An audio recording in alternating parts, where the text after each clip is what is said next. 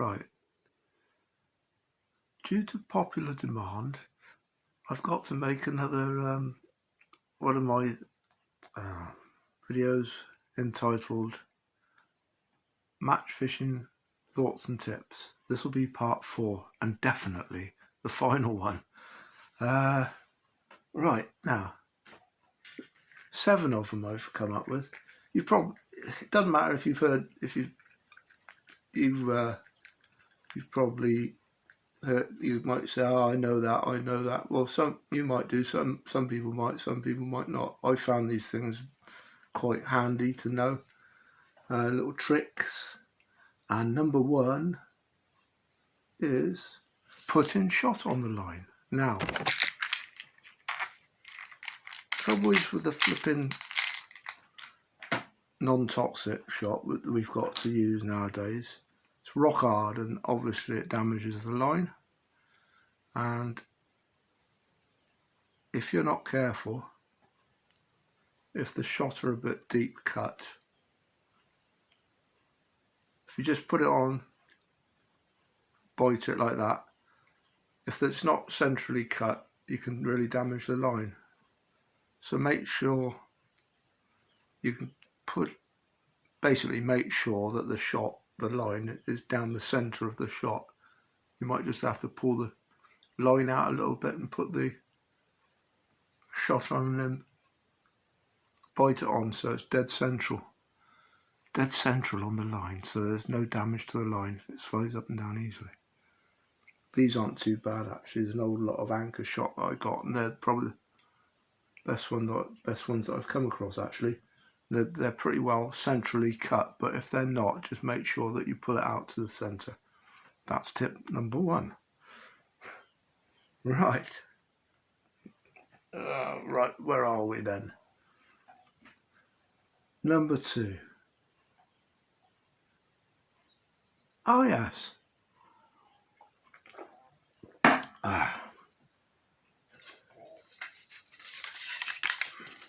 Light elastics, light pole elastics. Have I got the right thing? Oh, what am I doing? Hold on.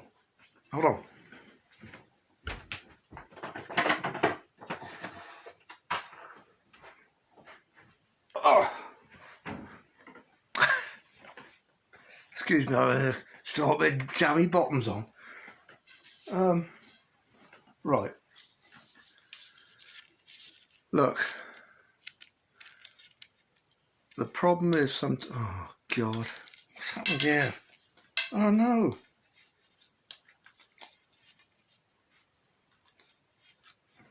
Hold on again.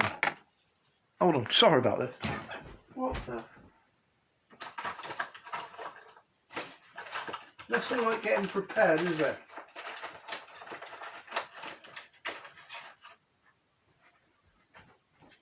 No, nothing like prepared. Come on, please work. There we go. No. Right. Now, I'll try and show the top set. I've done this. Oh, why isn't that? There we go. Now, with the really light elastics and the finest tips,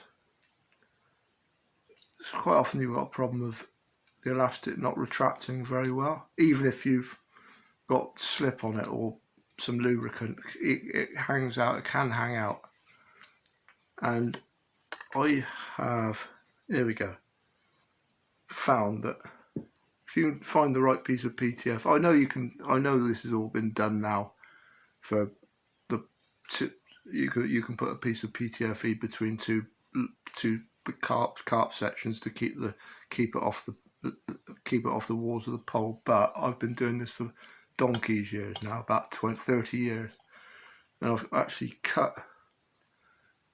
You can cut carefully. Look for some PTFE, obviously with a very small aperture, if you like, and with a piece of piano wire or fine carbon, you can put your PTFE over Yeah, put the elastic through the PTFE and push the PTFE bush up to a point there, say a foot from the top, and you can have another one about a foot further down and one more if you like. So basically you've got internal PTFE runners for the elastic, and it just makes the elastic retract so much easier. It's a bit of a pain to do, obviously, but it works a treat, and you can set your light elastics really lightly and they'll still retract. Right, let's get rid of that one. I don't want to look at that anymore. A bit of a mess I've got with that. Anyway, that's tip number 2. It's all right. We're nearly there. Well, we got 7. So we got on that marking line with. Oh yeah, marking the line rather than marking the pole. I see people. Well, I used to do it. You can. Well, it does. I just find it a little bit quicker to mark the depth that you're fishing with permanent black marker pen on the line itself, and that'll stay there all day, and you just keep, that's a reference point. You can keep coming back to that, or going shallow or going deeper, but you haven't got to put the rig up against the pole all the time. It might seem only a little point, but it does save time. It's just a bit easier. So it's marking the line with marker pen to mark the depth. God, we're racing through this. Goodness. There we go. That's that. So that's 3 things. Nearly there. 4. Feeding the waggler, or feeding the stick float, or feeding the pole. So easy to get into a routine. Ship out, go in, feed. Ship out. I don't think you want to go and get into much of a routine with the way of feeding all the time, because the fish wise up to it. You want to just now and again hold off, don't feed. Sometimes feed before you cast. Sometimes feed during when you're fishing, if you can hold the rod and feed at the same time. Sometimes don't feed at all. Sometimes feed loads. Just vary it when it's so easy. I'm guilty of it myself. Just quickly fish in net, go back out there, pick up the catapult, feed. And sometimes I just don't think you got. Don't think it matters how you vary it. Just vary it, and I think it does catch you a few more fish. If you're catching all right, don't bother. But if you're not, and it's worth varying the feed rate and varying when you feed. Right. Oh yeah. Tying the hook. If you tie your own hooks, I always find that you can keep. The more turns you on the hook you can put, the better. Like loads. If you look at shop bought hooks, there's loads of turns, and I think that say 08 line on a 20, I'll put 25 turns. It just keeps everything straighter, and also I think it pulls straighter into the fish, and also you don't get so many twist ups on the river when you're reeling in. And yeah, more turns the better, I think, within reason. So it goes, obviously don't take the whipping right down to the bend of the hook, but at least halfway down the shank's good. And that's the trouble is with 06, it takes blooming ages, but it's worth it. Just more turns on the hook is good.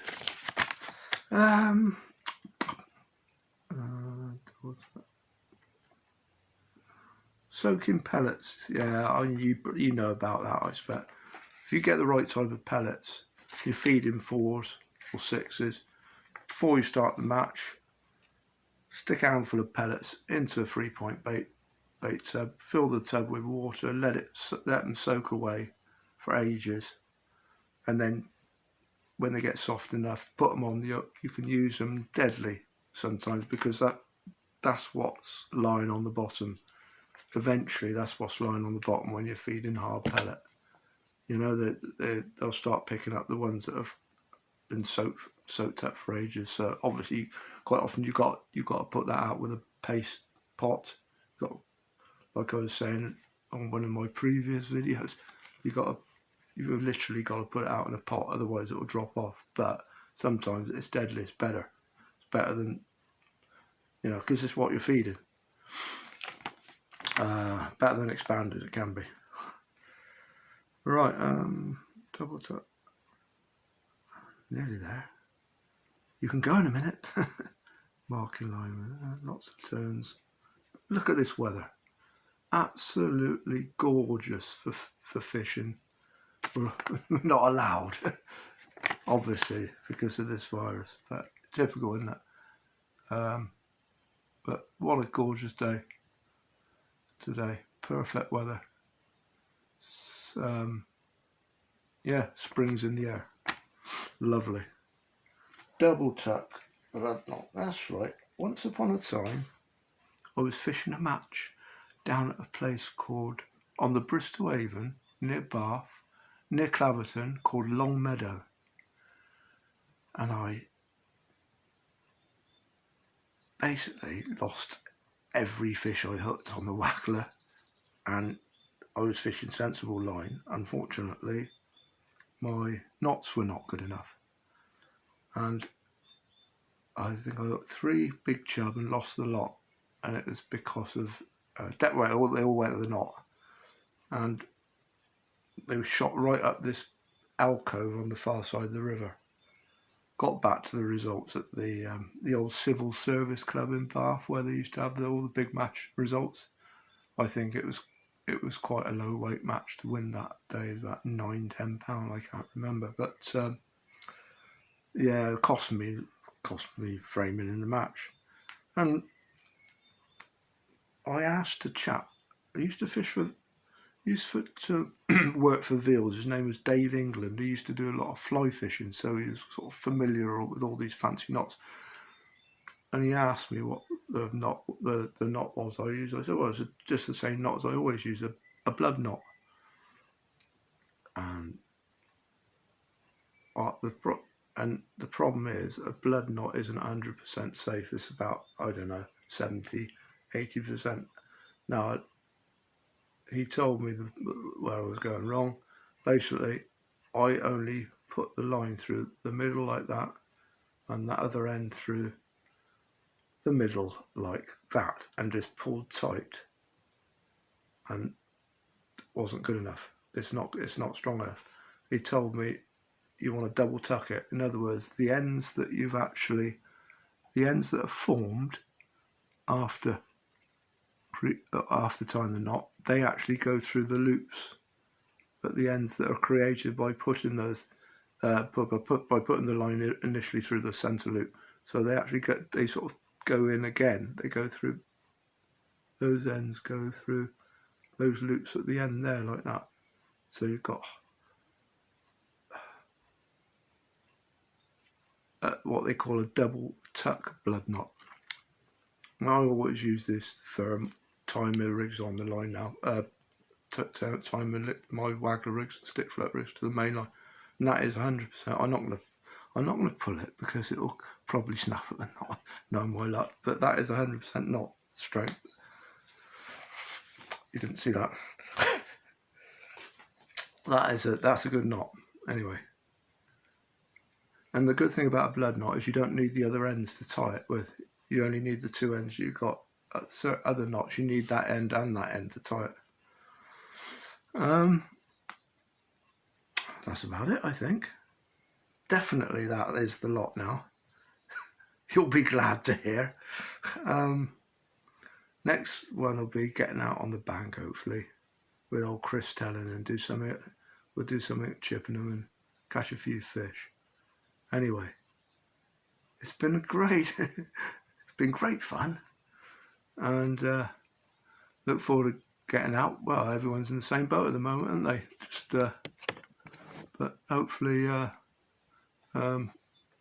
soon as possible everyone will be able to go fishing again. Anyway, tatty bye.